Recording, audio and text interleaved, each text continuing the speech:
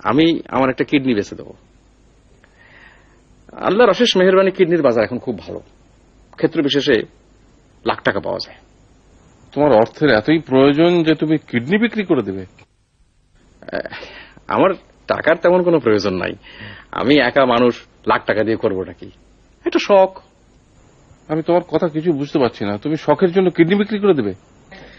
Kidney বিক্রি শখ না স্যার, আমার দেশ বিদেশ ঘোরার খুব শখ।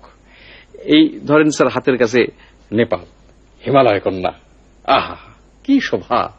কত সাধু সন্ন্যাসী হিমালয়ের গুহায় বসে ধ্যান করেছে, কিন্তু টাকার অভাবে যেতে পারি না।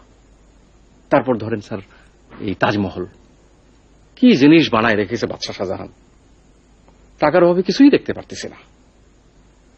টাকাটা পেলে শখটা মিটে। শখের কারণে তুমি শরীরের একটা অংশ বিক্রি করে দেবে? শখ কোনো তুচ্ছ করার বিষয় না স্যার।